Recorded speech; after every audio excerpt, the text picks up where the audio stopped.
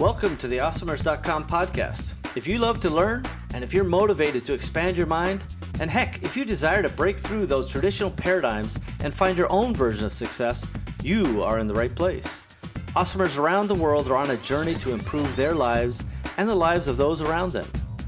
We believe in paying it forward, and we fundamentally try to live up to the great Zig Ziglar quote, where he said, "You can have everything in your life you want if you help enough other people get what they want." It doesn't matter where you came from, it only matters where you're going. My name is Steve Simonson, and I hope you will join me on this awesomer journey.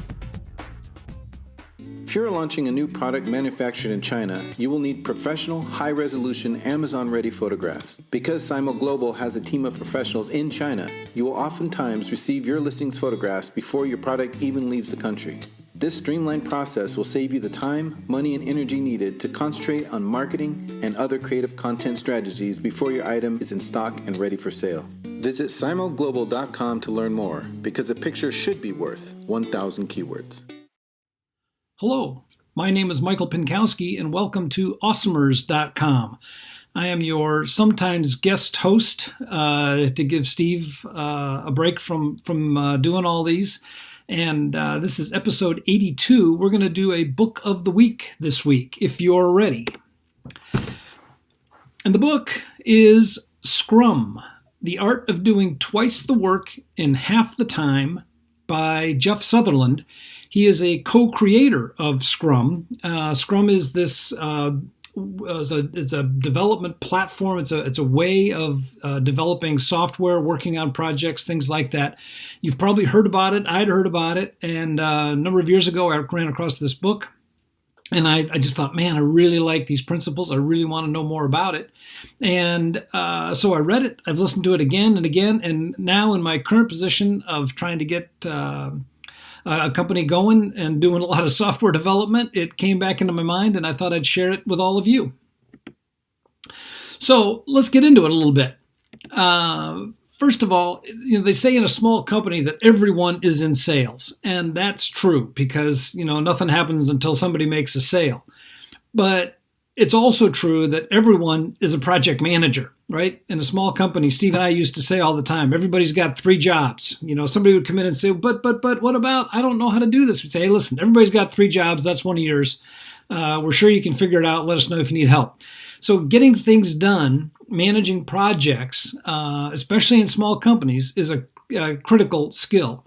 And I thought this book would help you as you are working as an awesomer in your business to pick up some of these skills and know some of these topics. I want to give a caveat first, and I'm hesitant to pose as an expert or even particularly knowledgeable about Scrum or Agile or any of this stuff. I'm talking to you about a book that I've read that means a lot to me. It's clearly an introduction. There are advanced people out there. There are advanced courses. There are advanced certifications. There's a whole lot of people that have lived and died in this stuff in a much, much higher level than I have. I'm just trying to give you my experience and a kind of a rundown on this book and why I want you to think about it if you haven't already. If you're already pretty advanced in this stuff, please don't get mad at me. I'm doing my best to, open the doors of the church and let more people in to come to believe in Scrum as a way of working on things. And then I do have a selfish reason. They say that the best way to learn is by teaching. And I'll tell you, as I've gone back through some of these things, it has helped me to realize why I'm not getting projects done as fast as I want to, and why things have been slower than I wanted. And so I'm looking at changing the way I do things, and it's helped me to try to build out this podcast for you.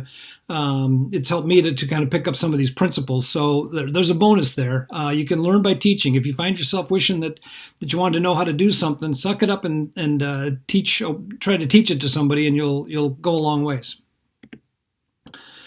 All right, so let's, before we go to a break, let me give you the background on kind of how this thing came to be. This Jeff Sutherland guy was involved in a project. The FBI was working on a project called Sentinel, and this was going to be something where they were going to bring all of their systems together online and start to coordinate. This was after 9/11, and they wanted to figure out a way to be able to coordinate much better on interagencies and within agencies.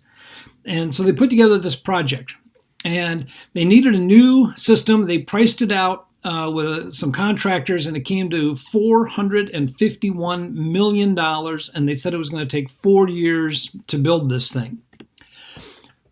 5 years later, remember, this is the 5th year of a 4-year project, they had spent 90% of that money, over $400 million. And they knew that they were going to need another $350 million and several more years to get it done. So they were already over time. They were on the brink of going over budget, and they were going to totally blow out the budget. And this was critical stuff, right? This is FBI, Homeland Security, all that stuff. There's millions of the 300 million American lives are resting on this thing working. And the FBI was not happy with the time that it was taking. So they brought this guy in, and he looked around and he said, man, these are smart people, and they're using the right technology. They are working hard, and they've got competitive juices. This is everything you'd want to go to work on a project of this scale and this size and this importance. And he finally saw that the problem was the way that they worked. And he had to admit that even that wasn't exactly wrong, but it was the problem. And by not even wrong, what he means is they were following something that's called the waterfall method. And this is another one of those things. At one point, I said I learned 5 things in my MBA program, and one of them was project management. It was something I'd never really heard of before, and they taught it to me, and I thought it was the greatest thing ever. As I get into Scrum, I find out they taught me the wrong way. Here's the waterfall method. This is the one I paid a lot of money for to learn in MBA school. It starts with the project, and you outline the requirements. What is this project going to do? And that's called the discovery phase. And once you've got those all put together, then you outline, well, how are we going to meet those requirements, right? What's the database going to look like? What are the tools going to look like? What are the interfaces going to look like? And that's the design stage, the technical side. Once you've got all that laid out, you say, all right, now we can get to work. Let's do some coding, and we'll test it, and we'll figure out what's wrong, and we'll write new stuff, and we'll keep coding. And this is the development stage. This is what everybody thinks should go really fast. And then you get to the client approval and launch, or the test stage, where it kind of has to meet the real world. And this is what I was taught in my MBA program. This is how stuff was done. You may have heard of Gantt charts, critical path charts. This is the classic waterfall method. And by the way, if you're just listening on audio, you might want to find the video. I've got a graphic put together that walks you through that. So it's good, right? Again, it was taught to me. It's used all over the time. The only thing that's wrong with it is that it's wrong. This battle plan never survives the first day in the field. And this was what Jeff Sutherland meant when he said, you had the right people, the right technology, the right. They certainly had plenty of money. It was the way they were going about it that was wrong. And even that is how people were taught. But the issue was the way they were going about it. So how did they fix it? Well, the first thing that he and his team did was they unwound all of the outside contracts. They just told everybody, thanks for everything, but goodbye. Then they went and they grabbed the documents of what this system needed to do, and there were 1,100 requirements. And he went around the room to a lot of the senior guys that signed off on all this money. And he said, have you read this thing? And they go, well, no, it's huge. How can we read it? He says, has anybody in the room read all of these requirements? And nobody had. So he says, all right. So they sit down and they literally cut and paste, took their scissors out and put together the 1,100 requirements of what needed to be done. And then, and this is the key, and this is a thing that I keep making a mistake on, they prioritized them. And they prioritized based on the value to the project. and the project really was the customers. And it's the 80-20 rule, right? When you buy something, 80% of the value comes from 20% of the thing. So he uses the example, and it's an excellent one, of Microsoft Word. And when you get 80% of what you want out of Word from using just 20% of the features, right? Open up a blank document, let me put words in there, let me change the fonts and the format, let me save it. That's everything. Built in there is a footnoting system and a reference system and all kinds of other mathematical notation systems and macros. There's all kinds of code in there that does all kinds of other stuff. But the reality is you get 80% of the value from just 20% of the code. And so he says, let's prioritize the stuff that we're going to do based on the value that we can deliver back to our customers. With the outside contractors gone, he was able to cut the team down from 220 people to 40. And the reality is he used even fewer than that on the core team. And they built the last half of the system in just 12 months. And then there was some months of testing, but it was built in 12 months. And they only spent $20 million.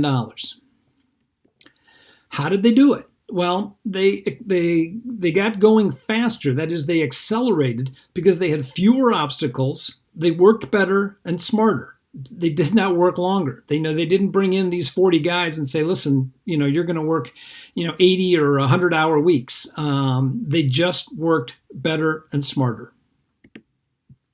The end result was, with 5% of the budget, remember they had already, the previous team had spent 90% of the budget.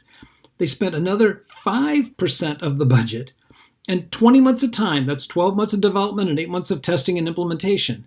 They did more than Lockheed did with that 90% of the budget and 10 years of time. Okay? So this system's worth looking at, if that's all I'm saying, okay? So when he predicted the 12 months, he says, hey, we don't really know until we get into it. We've got to get to see how this team goes, what the work is really like, and then we got to see how fast they get going, and I'll address some of that later on in the book. Their most powerful insight? Demos. They would demonstrate every 2 weeks to everyone. They would bring in the customers that they had, the people that would use this software, and they would demonstrate how it worked every 2 weeks. There was demonstrable progress that they had. So after the break, we're going to do a deeper dive into some of the key components of Scrum, and we'll have some ideas about how you can use it in your business. Back in a minute. Hello, Awesomers. This is Steve Simonson, and I want to just take a quick moment and share another Awesomers review hero with you. This particular hero I found on iTunes after leaving a 5-star review, and their code name is SD726. So this one's for you, SD726. The title of the 5-star review goes, "Amazing content!" exclamation point. And it's short and simple and to the point. Here's what it says. Love this podcast. I've taken something away from each episode. And I just want to give you a shout out personally and say thank you for that feedback. Thank you for taking the time to share your feedback with us. And that 5-star review means a lot to us. These types of reviews really do keep us going. And so we're going to get right back to the show now, but I didn't want anybody to forget this fact that SD726 is my awesomer hero. All right, we are back on the awesomers.com podcast. I'm Michael Pinkowski, and today we're doing Book of the Week, and the book is Scrum by Jeff Sutherland. All right, let's take a couple of minutes and walk through some of the key concepts of Scrum. The first one is collaborate. And the book is really cool. And remember, I want you to read the book because I'm just giving you some of the highlights here in a few minutes. It's not a long book. I think as an audiobook, I'm remembering that it's about 8 hours, maybe 8.5 hours. So, if you have an hour commute every day, you're done with this book in less than 2 weeks. So he tells a story about being a fighter pilot and that they taught him that the key to being a fighter pilot was to observe. As you're flying into a combat situation, observe what's going on around you, orient where you need to go, what you need to do, and then decide and act, and just keep it simple. Observe your surroundings, orient, that is sort of, make a plan, choose it, decide that's the best plan, and then act on that plan. In another part of the book, he talks about his time as a program manager working with a team that sounds like the guys at Boston Robotics. This week, there was a video that came out about another a robot out of Boston Robotics, and it shows all the work they're doing. These guys were working on robotic cats, and they had simple principles trying to teach this robot cat how to walk. And they thought about trying to put a master brain on it that would control everything, and they had a terrible time with it. They spent a ton of money and a ton of code trying to get the legs to work together. And then they had an insight, and what they said was, let's get the same principles in place for each leg about how to move forward, how to move backward. Let's put some rules in there about don't bump into the other legs, right? So let's understand where the other legs are so that we can, do what we need to do as a leg. If we're bumping into each other, we're too close to each other and the cat's going to fall over.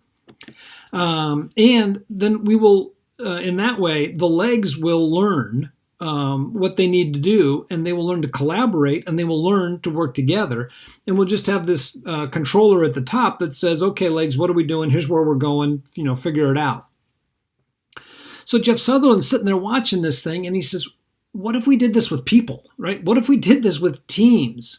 What if we got a group of a team together that was trying to do something, and instead of trying to be the great decision maker and tell each and every person exactly what to do all the time, what if we told the team, hey, this is the bigger plan, and you guys need to figure out how to work together.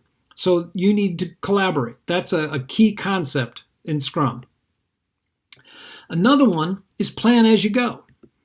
I already showed you the chart about waterfall planning and all the steps, and they are terrible. It takes forever to try to assess every possible requirement and then to do all of the technical requirements, because typically you're in an environment where things are changing. If the actual environment or marketplace that you're going into isn't changing, the people on the team, the people in management, the goals of the company, those kinds of things are changing. And to try to build a single plan that's going to, account for every one of those is impossible. Not hard, impossible. So don't do it. The best teams, he's noticed, have used overlapping development processes, and those teams are faster and much more flexible, and they deliver stuff. So give these teams the autonomy and a transcendent purpose. And a transcendent purpose is sort of the big vision or mission of what you're doing. I worked at a great company for a while, and their transcendent purpose was to create the hardware that people need to have their historic homes, look authentic. And a lot of it, frankly, was reproduction hardware, right? It was not antique hardware. It was reproduction stuff. But they wanted to have people that had homes that were 70, 100, 150, 200 years old be able to get the kind of hardware that they need to make that home look like it was when it was built. And everybody there knew that was the transcendent purpose of what it was about. We were trying to help people have these really wonderful homes, and to have, the transom windows and the intricate door hinges and the crystal door knobs and the old push button electrical switches. This was the reason they came up with these products. This was their purpose, was to make these homes wonderful.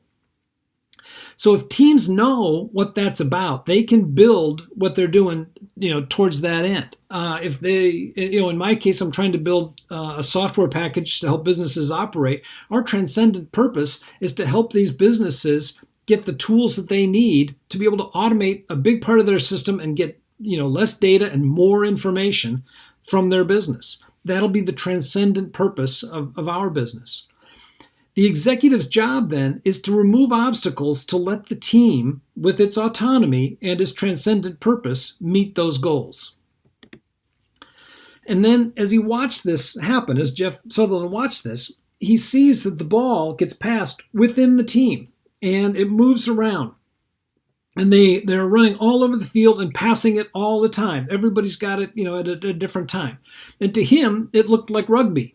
And that's where the name Scrum comes from. It is from this team moving up the field, encountering new situations, passing the ball to get around that situation, rallying to the ball, doing what you need to do to get that whole unit, to the goal. And when it gets to the goal, right, the team has scored. It's not just the one guy. The team has scored. So as he's looking at this thing and thinking about it, he says, let's try this on software development, which is where he'd been called in to help. So another key concept of Scrum is what I call the three S words. I don't remember Jeff Sutherland seeing this, but I saw it. The first one is you need a Scrum Master. The role of the Scrum Master is to facilitate all meetings, assure transparency, and help the team to discover what was getting in their way. Because we need to get them to go faster and faster and faster to accelerate. So we got to get obstacles out of their way. And so he's going to guide the team to continuous improvement. And the overarching question for the Scrum Master is, how can we do what we do better? So that is his job, is to just keep this team moving, get obstacles out of their way, and help them to go faster and faster.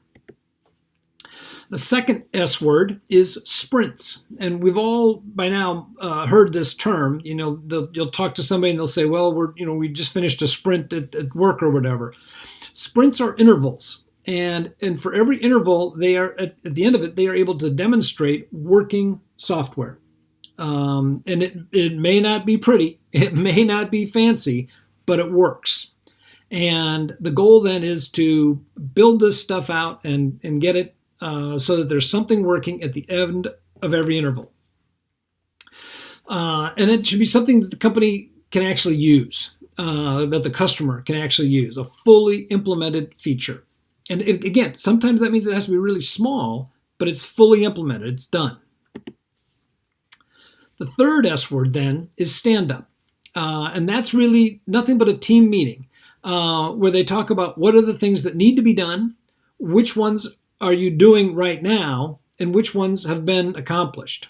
And they talk about this at the team meeting, and I'll tell you in a second how those go. So there are 3 rules then for every stand-up meeting. The first rule is, what did you do yesterday to help the team finish the sprint? And so, you're going to meet, you're going to meet every day. So you got to get something done because you want to be able to tell everybody, I got this thing done. What will you do today to help the team finish the sprint? See the focus on getting the team to finish the sprint? What are you going to do to help the team to finish the sprint? The third one is, what obstacles are getting in the team's way? What things do you need? What is in your way? This is the role of management, right? It is their job to make you successful. So what does management need to do to help this team get to the end of the sprint?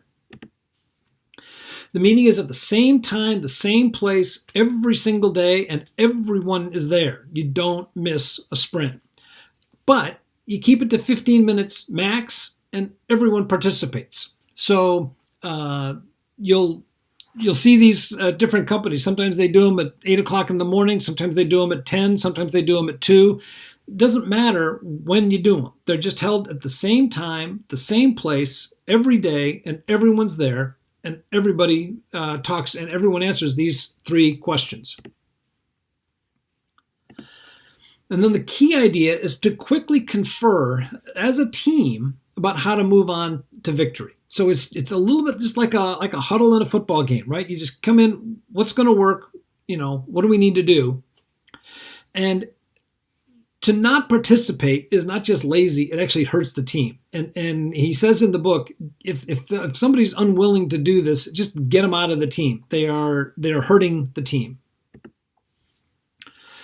All right. The secret of Scrum then is, and he makes a big point of this, and I hadn't thought about it at all, but he says it alters how you think about time. Time, when you really sort of get Scrum into your bones, time is no longer a linear arrow to the future. It is cyclical. That is, a new sprint starts and you work for a week or 2 weeks or a month, and you finish it and you review it and you kind of take a breath and a new one starts. And each sprint is an opportunity to do something totally new. And you get to this place where there's a rhythm and a cadence and a sort of this cyclical feeling that says, all right, I'm doing something new. Okay, I'm struggling with it, but making progress. Okay, I'm nearly done. I've finished. What did I learn? Lots of things. What's next? A new Scrum. Let's go. I'm learning something new. I'm struggling, but making progress. You just kind of go into this circle. And he says it really changes how you look at life. It's no longer sort of just this long thing that is going to go on for a long time and you die. For him, there's this breath and this breathing of each cycle that makes life much more interesting. And it makes each day a chance to improve. All right, let's take our second break, and I'll come back with a few axioms of Scrum that are kind of fun, and we'll do a quick outline of how you can implement it in your business. Catalyst 88 was developed to help entrepreneurs achieve their short and long-term goals in e-commerce markets by utilizing the power of shared entrepreneurial wisdom. Entrepreneurship is nothing if not lessons to be learned. Learn from others, learn from us. I guarantee that we will learn from you. Visit catalyst88.com because your success is our success. And giddy up. I'm Michael Pinkowski. Welcome back to awesomers.com and the book of the week, which is Scrum by Jeff Sutherland. All right, let's do some of the axioms of Scrum. If you've been listening to Steve for a while, you know he's got different axioms. Axiom 0, I'm pretty sure, is we don't know nothing about nothing. I share that one with him. We've both said it many, many times, and it's a great one to live by. So as I went through the Scrum book, I found this one section, and I thought, boy, these are axioms similar to that. I'm not going to spend a ton of time on them because there's close to a dozen of them, I think. But I'll give you a few words on each one. Again, it's an excellent book. It's well written, and the guy makes a lot of great points. And I urge you to read the book. The first axiom is multitasking makes you stupid. That is the idea that of the person that is, on the phone and is, walking the dog and cooking dinner and typing an email and listening to a podcast all at the same time. And that somehow in this world we're told to maybe envy this person because they're doing it all. No, they're not doing any one of those things well. And in fact, they're probably doing most of them rather poorly. And so multitasking makes you stupid, trying to do all those things. You're far better off picking a thing, doing it, getting it done. Along the lines of that, half done is not done. There is no such thing as half done. It is half started maybe, but it is nowhere near done. I struggle with this one all the time, trying to actually, put a fork in it. It's done. That's a real goal. And you can think that you're halfway there, and you are usually nowhere near halfway there.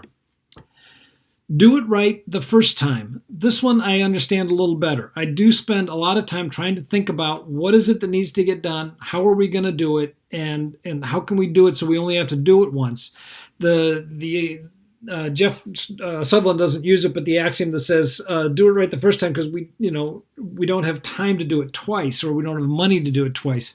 That's really true. I can't tell you how many times I've said, boy, I've got to do this one correctly now because I don't have the time or money or resources to do it a second time. So do it right the first time. Working too hard only makes more work. That the idea here is that if you put in, incredibly long days, you're probably not taking good care of yourself, so you're not very sharp at your regular job, which means you're going to do it slower.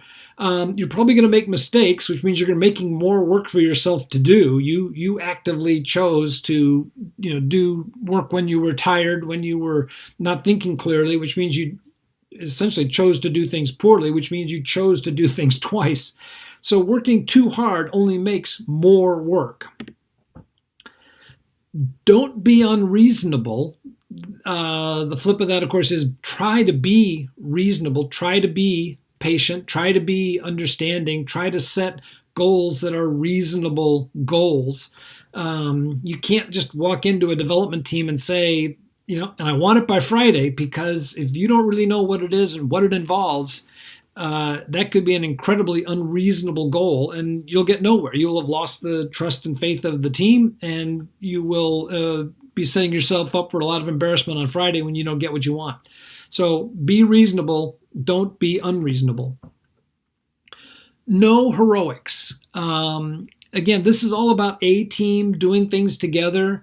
You don't need somebody that says, and then I came in on Sunday and worked and I figured the whole thing out all by myself. We don't need that. Most of the work that folks like us do does not involve running into burning buildings. It involves simply, working together as a team and getting the job done. He says, enough with stupid policies. I think I can almost say enough said about that, right? We've all seen so many of these. And I apologize for all the ones I've caused. No assholes. Don't be one. Don't allow any. Really important. This is part of his. If you don't got somebody that doesn't want to be on your team, help them. Get them off your team. You only want people on the team that want to be there.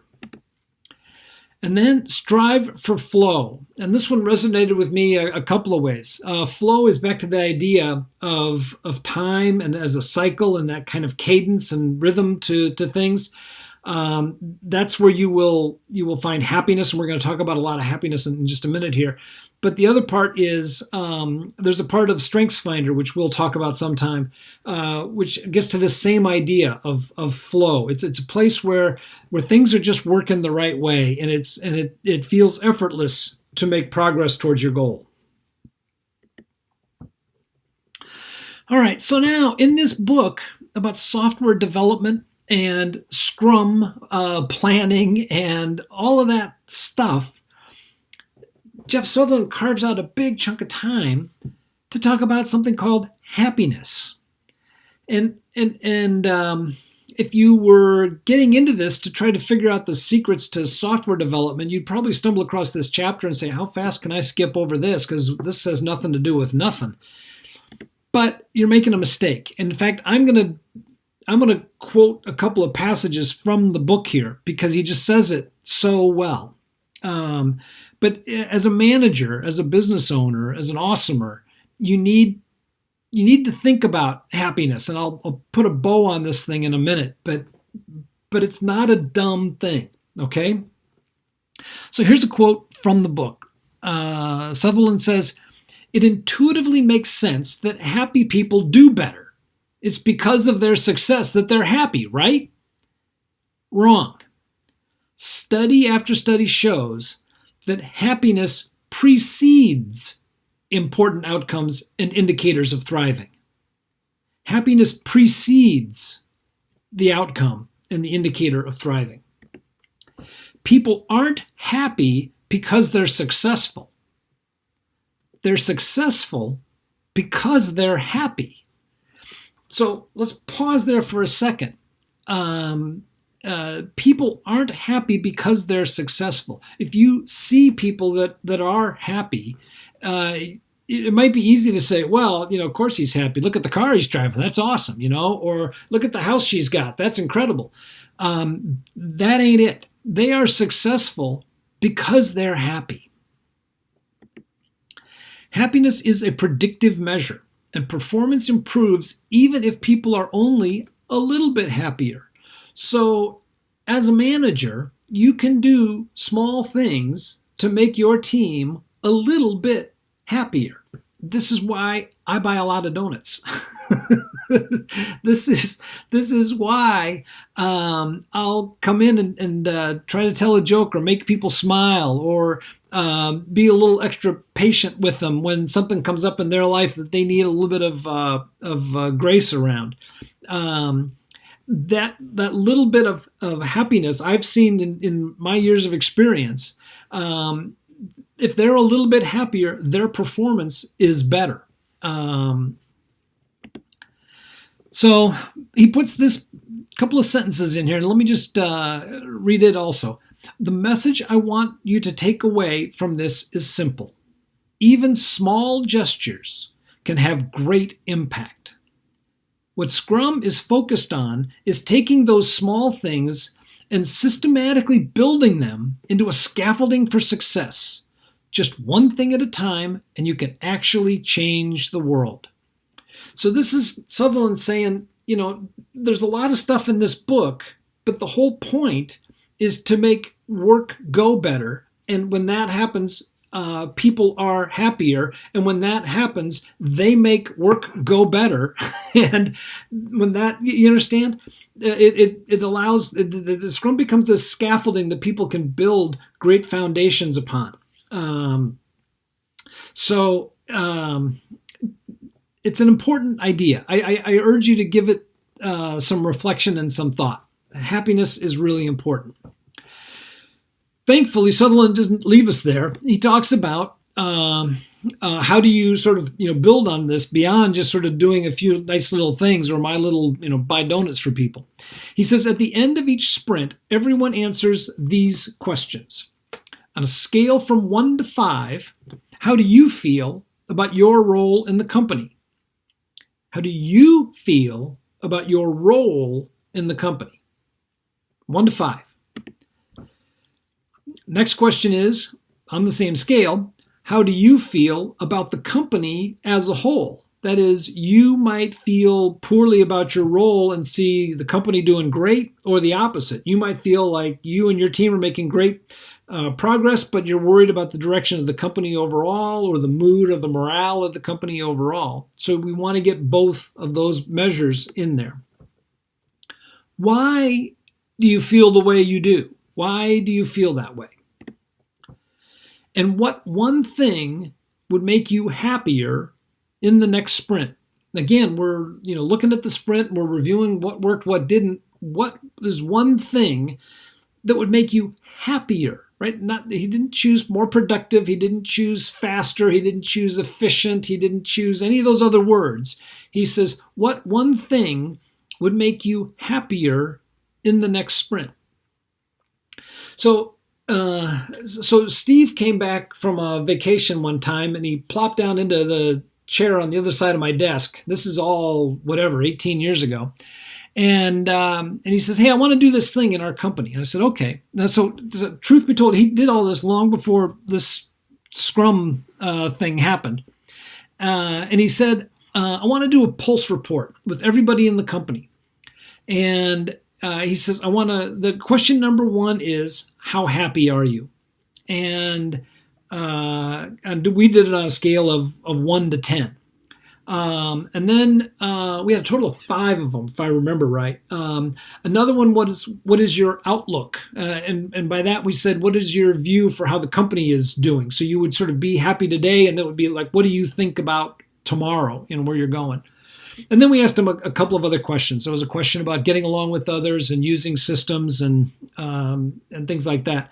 So, but I tell you this to reinforce that by listening to the Awesomers podcast and listening to Steve, you're doing a good thing. He's a really smart guy. Secondly, we saw great benefits from asking the team every week in a meeting, how happy are you? And it opened up conversations, right? It got people to say, well, actually, I'm pretty upset today. And you'd say, well, why do you feel that way? One time it led to a conversation with a couple of guys who said, we were a unfunded.com at the time, and this was just in front of the .com boom as it was happening, and it really happened big in Seattle. And he says, I've got these friends and they had these really cool jobs and they're all out of work now. And I'm looking at the paper and they're talking about all these .coms going out of business. And, he says, I'm working at a .com and my parents are asking me, did you make the right choice? Is this a good company for you to be at? Shouldn't you go to a bigger company and, get more security or something? And I talked to him and I said, hey, listen, here's the thing. We got a bunch of money in the bank. We've got customers. We are focused on making money every single day. We are stable. There's going to be great fallout around us because of people that chose a different business model. But we are retailers. We buy low, we sell high, and we do it over and over and over again. We are a stable company. Because I asked him if he was happy, and because he was candid with me and said, I'm not, I'm worried, And I said, why? I was able to get to this question that he'd been kind of carrying around and not getting an answer to.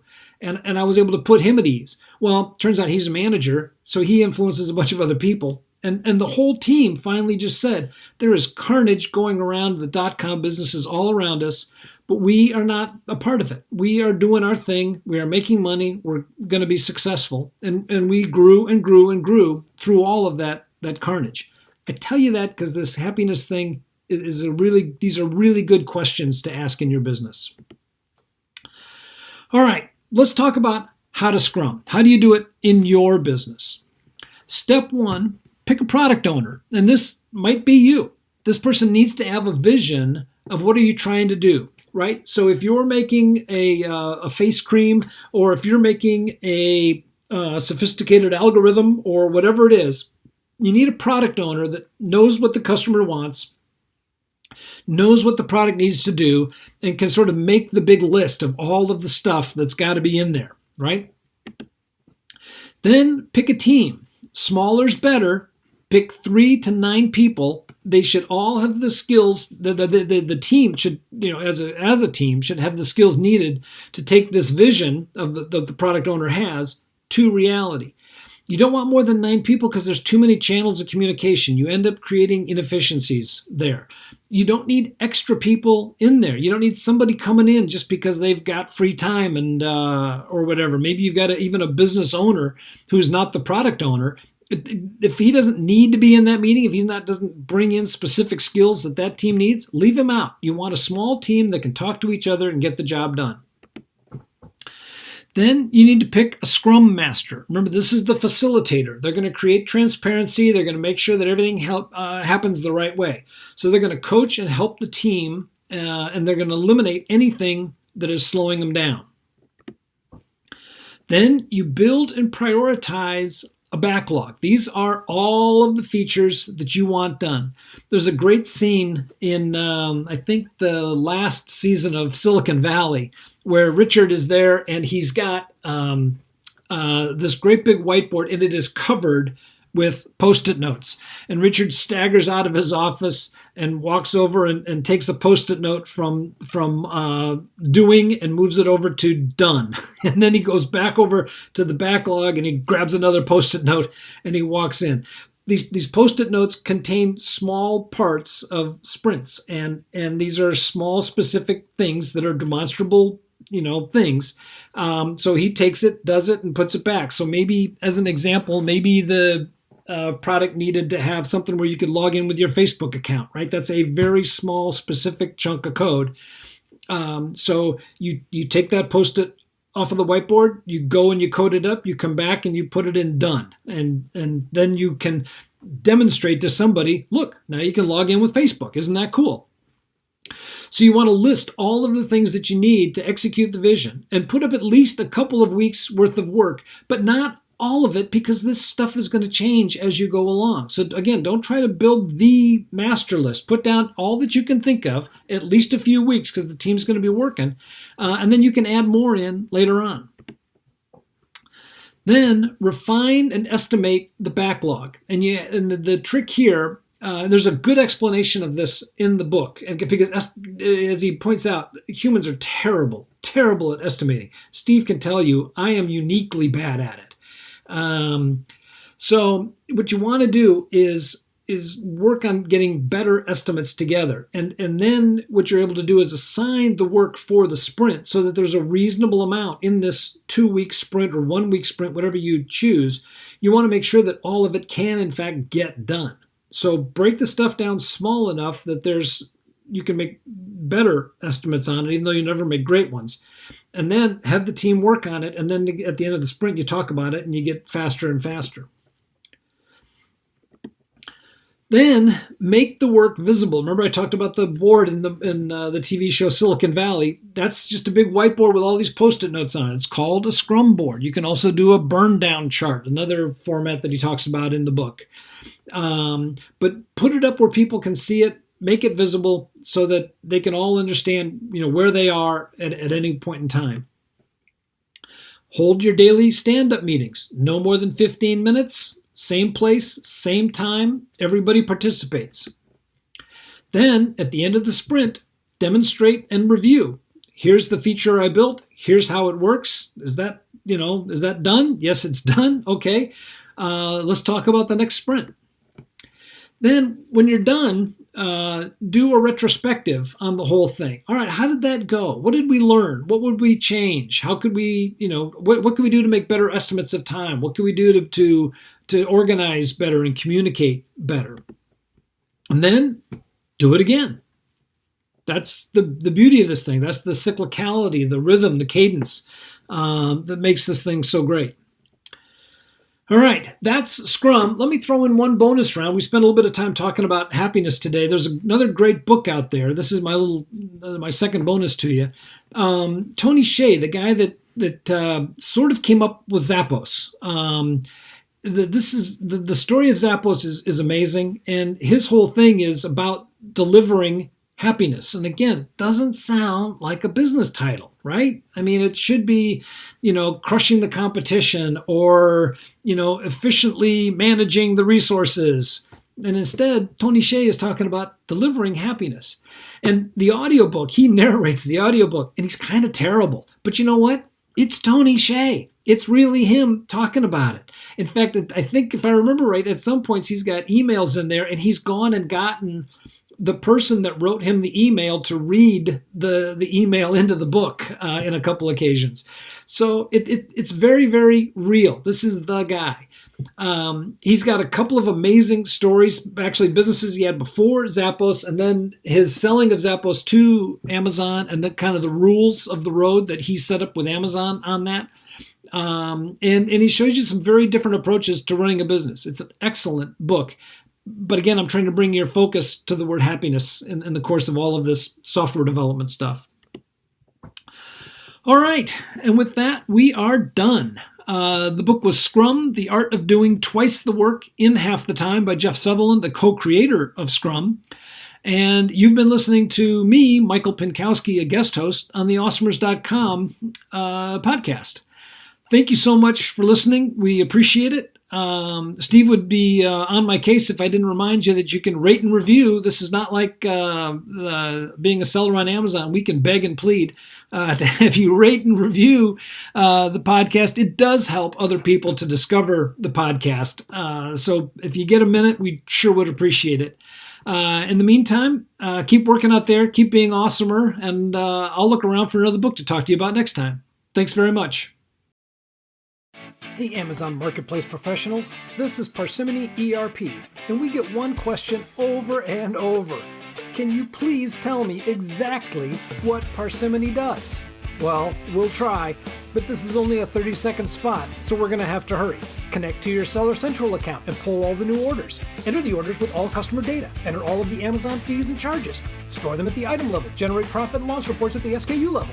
Automatically generate income statements. Handle multiple companies. Handle multiple brands. Handle multiple currencies. Facilitate budgets and forecasts. Store all customer interactions in a sophisticated CRM system. Manage your supply chain. Project and task management. Maintain an audit log. Hey, you get it. That's Parsimony, PARSIMONY.com. Parsimony.com. We've got that. Well, we've done it again, everybody. We have another episode of the Awesomers podcast ready for the world. Thank you for joining us, and we hope that you've enjoyed our program today. Now's a good time to take a moment to subscribe, like, and share this podcast. Heck, you could even leave a review if you wanted. Awesomers around you will appreciate your help. It's only with your participation and sharing that we'll be able to achieve our goals. Our success is literally in your hands. Thank you again for joining us. We are at your service. Find out more about me, Steve Simonson, our guests, team, and all the other Awesomers involved at Awesomers.com. Thank you again.